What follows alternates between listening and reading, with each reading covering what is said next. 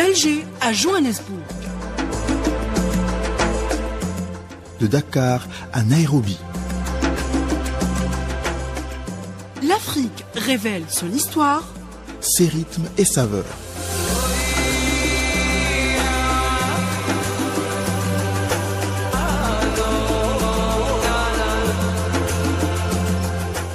Bienvenue dans Caravane africaine.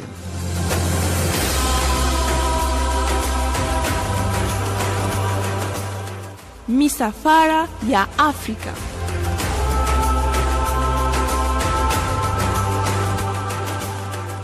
Africa Trips.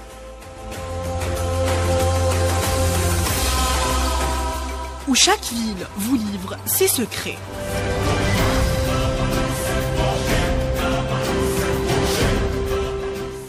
Caravane africaine, une émission d'Assen arabe réalisée par l'IS Kerbash.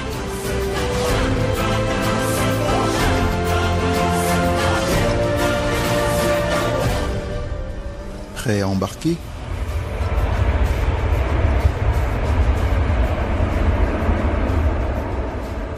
Sur Ifriqiya FM, la voix africaine.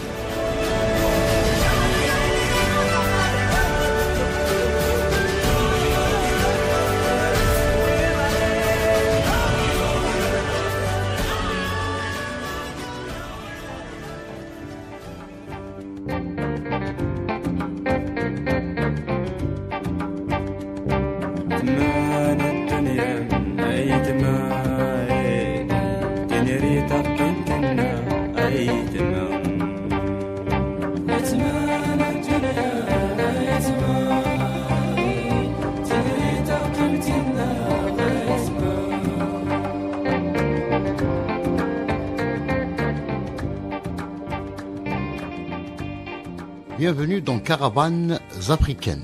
Notre destination aujourd'hui est Tamanrasset, une ville haute en couleurs au cœur du Hogar dans l'extrême sud algérien.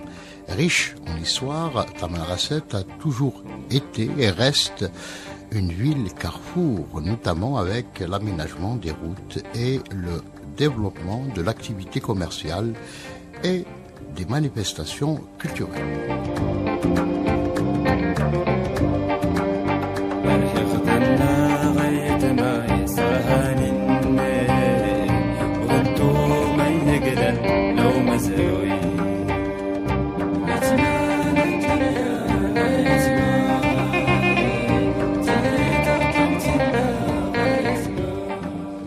Cette ville riche en culture et en tradition, enracinée profondément dans son histoire, elle a vu depuis l'aube des temps l'homme primitif édifier sa première civilisation.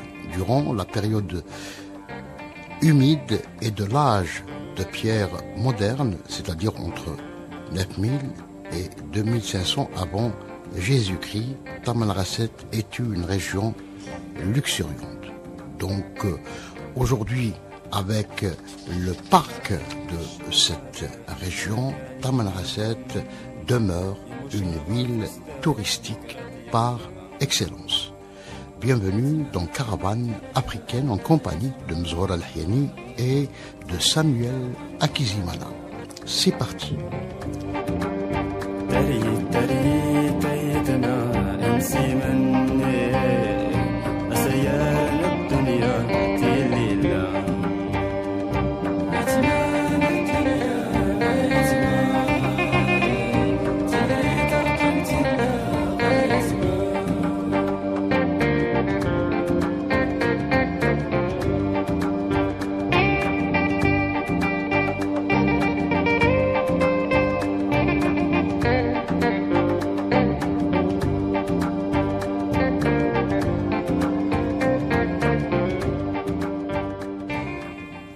Zora, bonjour. Bonjour. Tamanrasset, une ville splendide, tout simplement. Oui, c'est une ville splendide. Tamanrasset, déjà, c'est une ville, on dit qu'elle est modelée par les vents et les volcans du Hogar. Ouais. Et c'est comme ça qu'elle s'est créée. Et le nom de Tamanrasset, ça veut dire Taman Akasset. ça signifie le passage ou la halte de la caravane. Donc ça veut dire que la ville, elle est née du mouvement. Elle est née du mouvement des caravanes qui venaient soit du Maghreb vers l'Afrique subsaharienne ou de l'Afrique subsaharienne vers le Maghreb ou le reste du monde. Vers le nord. Oui, vers le nord tout simplement. Et c'était un endroit de rencontre naturelle. C'était là où les caravanes se posaient. Des caravanes pour l'échange du sel, de l'or et beaucoup d'autres biens. Et donc c'est une ville, comme vous avez dit, qui était là depuis des années. L'aube de l'humanité, oui. C'est vraiment. Et d'ailleurs on trouve des gravures rupestres de Tassili Najer, enfin tout le patrimoine qui est reconnu par l'UNESCO. Et c'est une ville aussi qui est ancrée par des traditions. Des fois, c'est des traditions qu'on trouve que à Tamanrasset. C'est une ville qui est riche en traditions, de génération en génération. Samuel, une ville qui fascine par ses paysages et son riche héritage. Et puis, c'est une oasis qui est quand même située en altitude. Oui, exactement. C'est ça qui est intéressant, c'est comme Zoura était en train de le dire déjà. On dit pour les initiés, on l'appelle Tam, parce que on dit c'est un lieu de rencontre entre nature, culture et spiritualité. C'est-à-dire que une anecdote déjà, on peut regarder dans certains films, on utilise même des images de Tamanrasset pour montrer un peu des endroits un peu mythiques, spéciaux. C'est-à-dire que c'est un endroit où différentes cultures et traditions se rencontrent pour une convivialité. Les gens qui sont dans cette région déjà, on trouve déjà différentes cultures mélangées, où on rencontre, parce que Mezoura a dit quelque chose de très important quand on parle de caravane, c'est-à-dire que il y a tout qui se passe là-bas, où des rencontres des différentes cultures sont là, où certains différents commerçants venant d'autres comtés lointains se rencontrent, où ils échangent, ils partagent. Donc on retrouve cette culture de partage, d'échange des cultures, d'où on retrouve plusieurs festivals au niveau de Tamanrasset, parce que il y a cette culture plus d'échanges. Donc, lorsqu'on arrive, on ne se sent pas étranger parce qu'on trouve toujours à qui on ressemble en réalité, parce que c'est un endroit de lieu de rencontre et où tous les cultures s'embrassent et s'entrelacent, où on trouve que on est dans un endroit où on peut dire c'est le début de l'humanité, on retrouve cette convivialité et cette joie de vivre. Voilà une ville, Mzoura Daheni, qui s'est développée autour d'un centre de culture, comme l'a si bien souligné Samuel, oui. Sur le pourtour du mont de l'Atakor. Donc c'est autour également de ce paysage, c'est-à-dire du massif du Hogar ou dunes de sable. Tamanrasset offre une expérience unique. Oui. En fait, si je pourrais ajouter quelque chose à ce que Samuel était en train de dire, il parlait de l'altitude. Déjà, Tamanrasset, elle est de 550 000 kilomètres carrés, ça veut dire qu'elle est plus grande que certains pays. Oui. Et l'altitude, elle se situe sur 1300 et presque 1400 mètres. 1400 mètres, oui. Et donc, elle est connue pour ça, pour son climat déjà qui est sec. Et aussi, mais en hiver, on dit que, parce que c'est aussi dans les hauteurs, en été, elle est moins chaude que certaines villes. Ouais. Donc, oui. Après, on trouve plusieurs endroits, quand vous avez cité Atakor, c'est des lieux emblématiques, ouais. Comme Askrem, qui est un plateau volcanique qui a plus de 2700 mètres d'altitude. Aussi, là, on dit qu'il y a un homme, c'est un Européen qui s'appelle Charles de Foucault, ouais.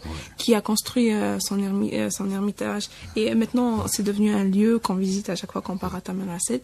Et aussi, de là, on peut voir le lever du soleil le plus spectaculaire du désert d'Algérie.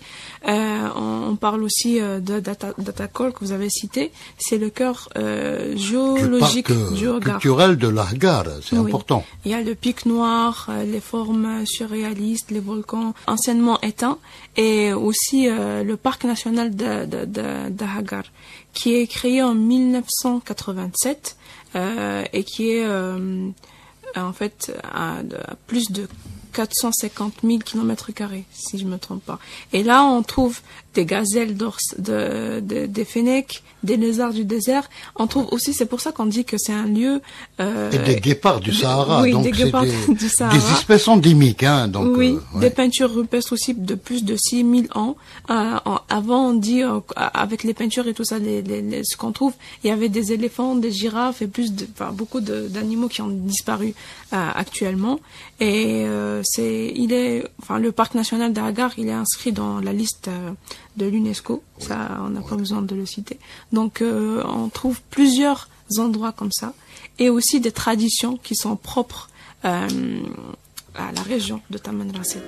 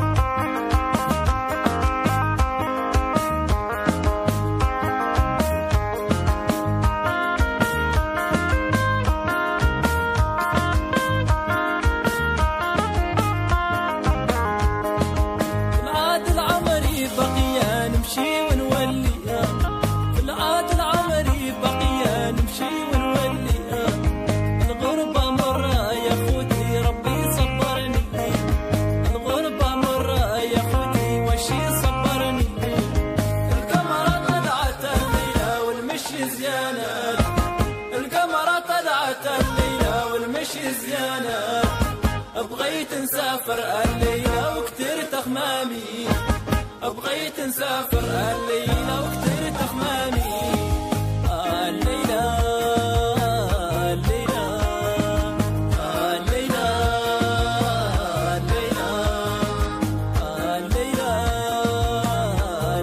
الليلة الليلة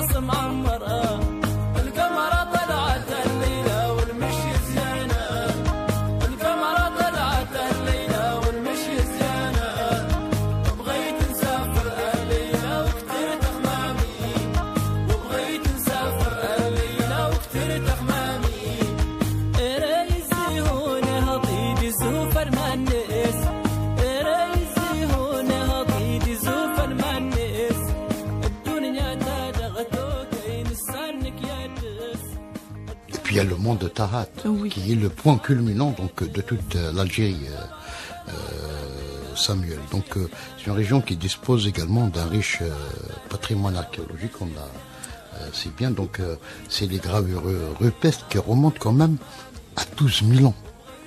Oui, il y a 12 000 ans, c'est-à-dire que c'est un endroit au fait où on retrouve. C'est pour ça qu'on a parlé en disant c'est comme si on retrouve le côté création de ce que est ce continent qu'on appelle l'Afrique en réalité, parce que comme Ezo était en train de le dire, il faut regarder, c'est plus grand que certains pays d'Afrique, donc oui, il faut regarder la superficie, ce qui est là, parce que si par exemple, comme Ezo était en train de dire, par exemple, on peut encourager les gens aussi à visiter par exemple le musée du Hogar, où on l'appelle encore Bodge Forten, où on trouve plusieurs installations anciennes, donc où on voit un peu ce côté des pèlerinages de plusieurs personnes qui sont passées à travers ces endroits, ou encore par exemple certains marchés comme le marché central à Sihar, où on dit de bonnes choses surtout. Et c'est pour ça, moi, je vais sauter sur quelque chose qui me touche à cœur, parce que plusieurs personnes, quand ils parlent de Tamasset, ils parlent de ce couscous accompagné de la viande de dromadaire on dit que c'est l'un des meilleurs couscous qu'on peut manger au niveau de la région du Maghreb, où on dit que avec cette viande préparée d'une façon incroyable, et où on sent vraiment le bon goût de la viande qui est spécial. Et ça, c'est une dédicace à une personne qui m'avait dit toujours en disant: Samuel, il faut que tu goûtes d'abord le couscous du Sahara avec le dromadaire, et puis tu m'en diras des nouvelles. Donc c'est une région où on retrouve un peu cette convivialité. Et une chose qui me touche encore, c'est on retrouve cette particularité où les gens ont toujours cette tendance de se regrouper en famille ou de se regrouper entre amis. C'est-à-dire que on met plus la discussion en avant que ce qu'on retrouve plus, par exemple, dans nos côtés villes, où on se trouve plus chacun restreint au niveau de son téléphone, ou restreint dans sa chambre, etc. Mais ils ont cette culture de convivialité où on se partage, où on se rencontre autour d'une thé, on se rencontre autour d'un couscous, on se rencontre autour de quelque chose, toujours pour discuter et partager. Donc on trouve cette convivialité. Donc où les gens s'assoient, ils partagent, etc. On retrouve cette harmonisation de la spiritualité humaine à travers les gens. Oui, en fait, si je peux rajouter quelque chose, c'est que Samuel a parlé de convivialité, c'est que il faut savoir qu'à Tamanrasset, on dit que le cercle, ça veut dire qu'on s'assoit toujours en cercle, c'est une forme d'organisation sociale. Et toutes les discussions, ou bien les grandes décisions se font en cercle. Quand on s'assoit pour manger, on s'assoit au cercle. Quand on prend des décisions... Pour régler des différends, des fois entre familles, des fois entre amis. Oui, des décisions tribales, ou bien par rapport au mariage, etc. On s'assoit toujours en cercle. Donc là, dans la tradition touareg, le cercle, il signifie l'égalité, la fluidité et la parole... genre, il y a cette absence de la hiérarchie. Ça veut dire que même des fois, on donne la parole aux enfants. Ouais. Et surtout, il y a aussi boire le thé, c'est une tradition. Ça veut dire qu'on boit le thé trois fois et pas qu'une seule fois. On dit que le premier est amer comme la vie, le deuxième est doux comme l'amour, et le troisième est léger comme la mort. C'est une tradition en fait. Quand on s'assoit pour prendre du thé, c'est en plus les grandes décisions se font autour d'une tasse de thé. Et aussi il y a une tradition, c'est que à Tamanrasset, ou bien au sud algérien en général, on laisse toujours les portes ouvertes, chose qu'on trouve pas ailleurs, peut-être dans le nord, etc. On laisse toujours les portes ouvertes, et puis même le thé, il se prend toujours devant la porte, à l'extérieur. Ça veut dire que quand quelqu'un arrive, un voisin ou un passage, il peut se rejoindre à nous, il peut rester 5 minutes, comme il peut rester 2 heures ou plus. Donc il s'assoit toujours dehors pour accueillir les gens. C'est pas, on dit que l'homme le plus riche à Tamanrasset, c'est celui qui partage, non pas celui qui garde tout à lui-même. C'est-à-dire, il y a cette... Le partage comme valeur fondamentale. Donc, voilà, dans toute cette ville extraordinaire.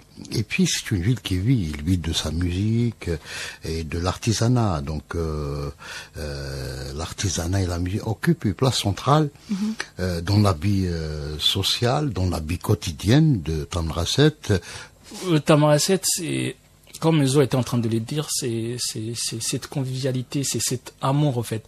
Quand on parle par exemple de Tamanrasset, on revient toujours sur côté joie, festival, parce que en regardant le plus, on dit que quand on encourage les gens à aller visiter Tamanrasset, par exemple, on te dit c'est une vie qui dort jamais, parce que le soir il y a toujours de chants autour du feu, et puis avec le son envoûtant de l'imzad, ce violon monocorde joué exclusivement par les femmes, Zora. Oui, effectivement, parce que les femmes jouent un rôle très grand en fait, c'est elles qui transmettent la richesse, la culture, aussi par des récits, par des histoires. En fait, là, on dit que souvent à Tamanrasset, on parle pas, mais quand on parle, on dit quelque chose qui pèse. Et je vais revenir sur quelque chose que Samuel est en train de... Parce qu'il a parlé aussi de la musique et des bijoux. Oui. Et là, les bijoux, il y a la croix d'Agadez, par exemple, et la croix d'Ain Saleh. Oui. Et c'est des bijoux qui sont portés comme pendentifs, mais ça représente une ville du commerce saharien. On dit que les 12 croix représentent les 12 étapes de la vie. Oui. Et aussi, on porte beaucoup d'argent, des bijoux en argent, mais pas en or, parce que dans la tradition de Touareg, l'or c'est pour les empires, mais l'argent c'est pour les peuples qui sont libres. Ouais. L'argent c'est quelque chose qu'on porte, que portent les peuples libres. Ouais. C'est pour ça qu'on porte beaucoup plus de bijoux en argent. En argent. Et aussi il y a le cuivre. Le cuir, pardon, il est travaillé pour faire des sacs, des chaussures, etc. Donc, et les femmes surtout, elles portent ces bijoux. Et aussi, par rapport au compte euro. Ça veut dire que c'est elles. L'oralité joue un rôle important dans le système, dans la socialisation. La socialisation, effectivement, oui. Et c'est beaucoup plus les femmes qui s'en chargent. Oui. Même les hommes d'ailleurs, mais c'est beaucoup plus les femmes.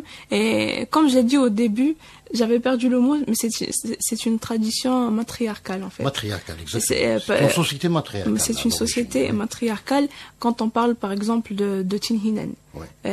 Avec ce qu'on avait retrouvé, on la considère comme la mère oui. de tous les peuples, surtout du désert, du Touareg, etc. Et c'est pour ça qu'on dit qu'aujourd'hui, la femme, surtout à Tamanrasset, elle occupe une place très importante dans l'éducation, dans la transmission de traditions, etc. Et puis, donc, on a parlé de l'imzad, un deuxième instrument important, donc il y a les rythmes du tindi.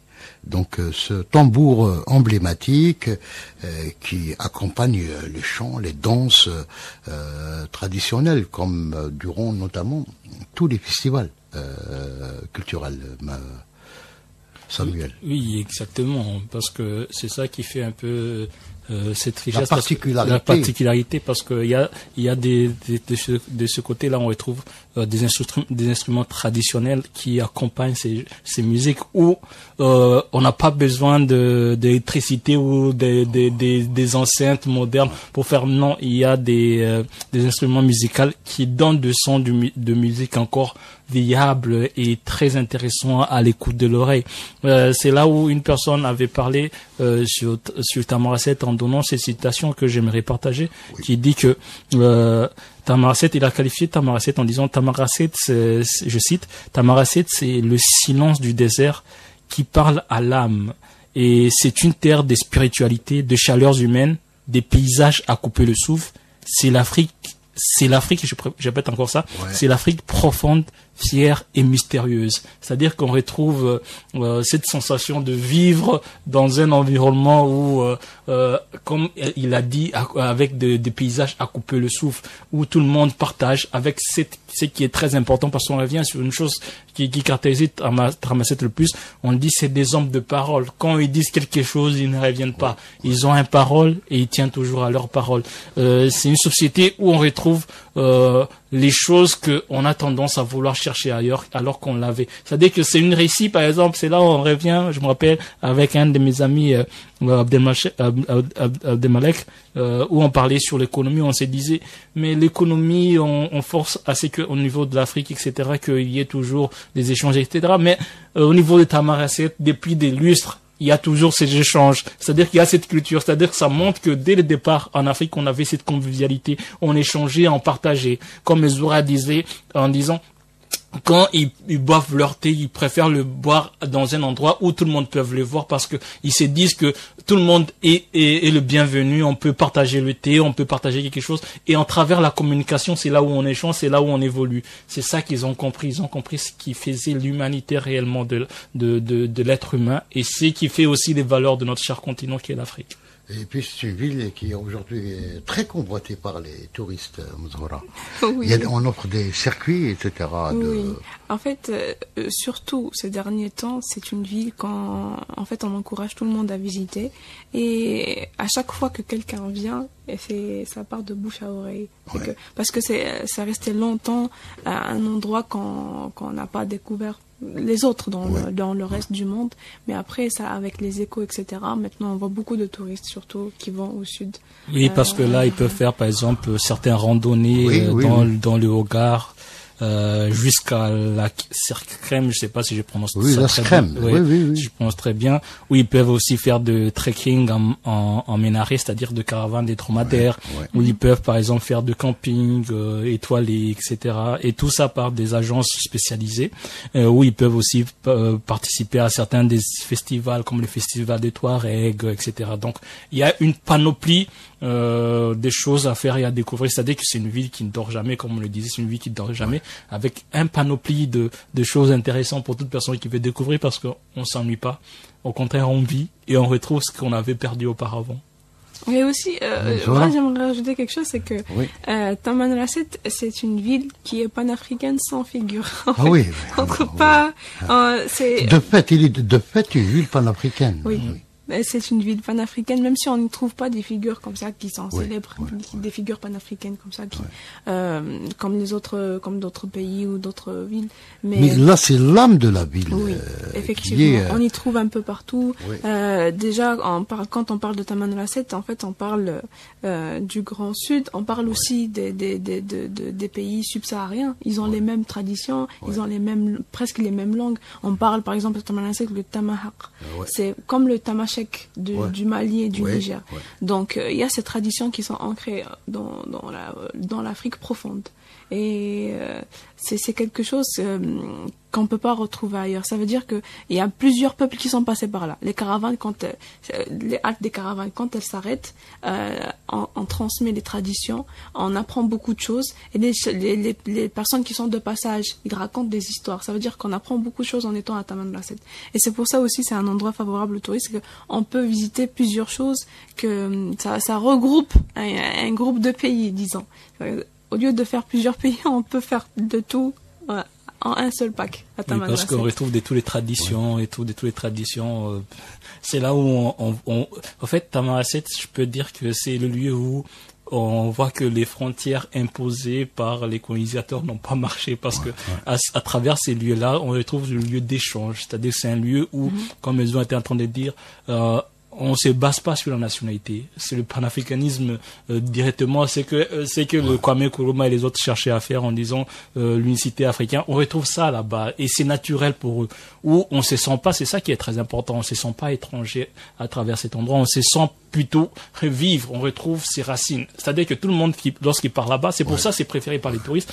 D'autres personnes qui partent là-bas, ils se retrouvent. Donc tout le monde s'y retrouve parce que ils ont cette culture et c'est fait ainsi. C'est un lieu où, comme elle le disait, la façon même de s'asseoir ou de manger ou de partager, ça a un sens pour eux. On retrouve sa vie, on retrouve cette convivialité et tout le monde se retrouve au niveau de Tamanrasset. Zora, pour un dernier mot, donc. Oui, je dirais que Tamanrasset, ce n'est pas seulement une ville à visiter, mais une ville aussi à écouter et une ville à habiter en soi. Une ville à vivre, tout simplement. Oui. Une ville à vivre, c'est ça qui est très important. Et comme j'avais commencé, et là je vais terminer par cette citation qui m'a encore plus touché, qui dit c'est le silence du désert qui parle à l'âme.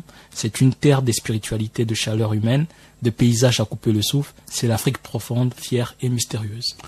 Merci pour cette belle, pour ce mot de la fin. Je tiens à remercier également le réalisateur de cette émission, Lies Kerpache. Excellente journée sur les ondes d'Ifriqiya FM. À la semaine prochaine pour une autre destination dans le cadre des caravanes africaines.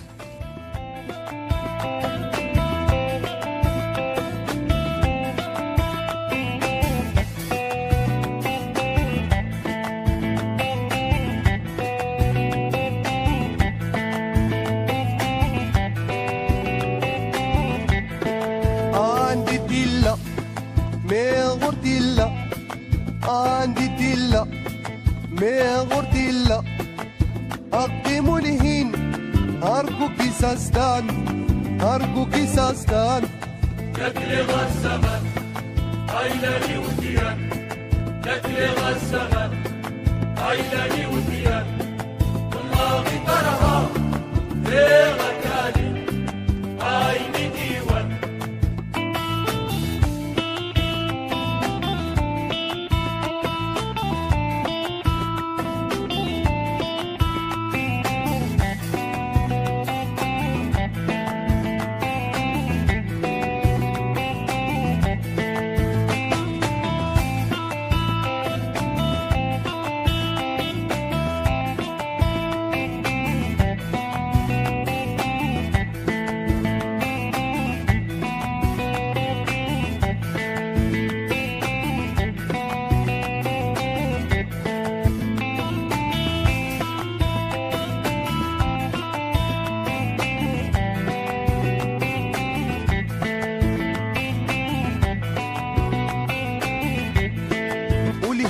ملن اي سطرها والهيني ملن اي سطرها يسلسم غار نوايرها جرد ميدي وين هكذا يدمع نكلي غزمة عيلاني وديان نكلي غزمة عيلاني وديان الله ترها ايه غكاي عيني ديوان